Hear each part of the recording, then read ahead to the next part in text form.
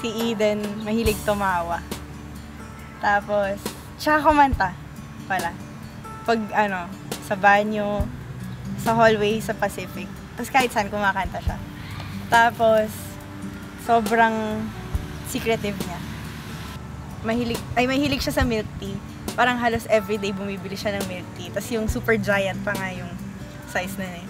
So, mahilig siyang kumain ng Jollibee burger steak, yung favorite niya.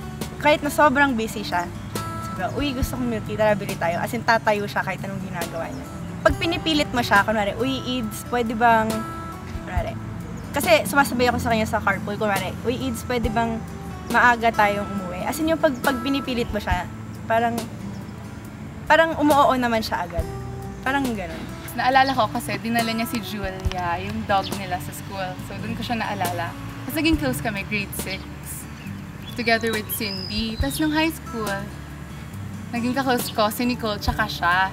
Tapos, second year, kasama na sila Bea. So, kahit iba-iba yung naging friends ko, lagi kong kasama si Eden. So, super close na kami.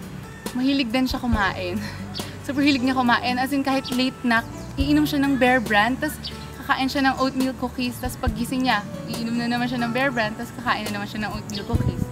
Tapos yun, pag nagre-review naman, matutulog na kami, like 2 AM, tapos nagre-review pa siya, tapos bigla kami magigising ng 5 AM, nagre-review pa din siya. Kaya yun, super talino, review ng review. Minsan, hindi na siya sumasama sa amin pag lumalabas kasi nagre-review siya. Yan, si Eden po. Nung una po ko siyang kilala, nung third year po kami, kala ko po, tahimik siya. Tapos, yung pala, madaldal din siya. Tapos, pag nag-aaral kami, o kaya nag-aaral, lagi siya nagsasalitang mag-isa. Tapos, nandun siya sa end ng corner. Kala namin, sino kinakausap niya? Yung pala, nag-aaral siya mag-isa. Tapos, pagka may outing kami, lagi siyang hindi nakakasama kasi yung mga excuses niya, sabi niya, ay, nag-aaral ako, ganyan. Kaya lagi namin hindi siya nakakasama pag may outing, minsan-minsan lang. Tapos, nung college naman, ang hirap-hirap niyang gisingin kasi nagkasabay kami ng schedule nung second sem. Tapos, lagi sasabi niya, dali lang, 5 minutes, ganyan. Tapos, lagi naman siyang nakaka-cope up sa studies niya and napakatalino niya. She's like a chameleon. Kahit saan na, kahit anong group of friends na sasamahan niya, she can always blend in. Tsaka, she's very reliable. And mahilig siyang tumawa like me. And si Eden, di siya parati nakakasama, pero parati mo siyang nafe-feel mo yung presence niya. Parang ganun, di siya nagpapahuli. And sobrang pait niya. Yun.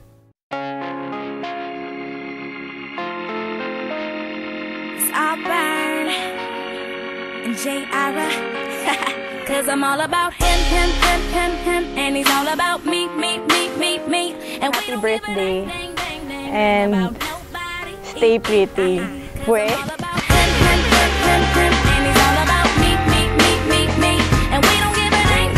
Text mo lang ako, kaya chat. Yun. I love you very much. Happy birthday. For me, like a ball team, every guy was a knockout. John King, but none of them had smarts. That's my thing. It's not enough to have balls. Spalding.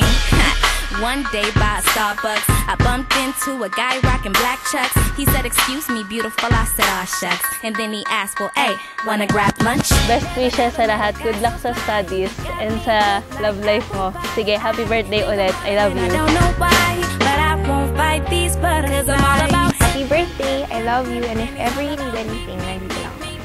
And we don't give a dang about nobody. Cause I'm all about him, and he's all about me. And we don't give a dang about nobody. We don't give a dang.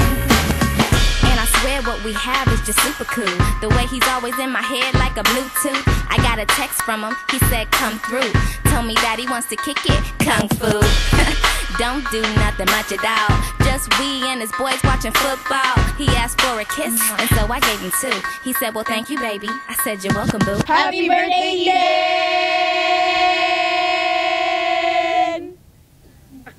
Never ever met a guy so fly.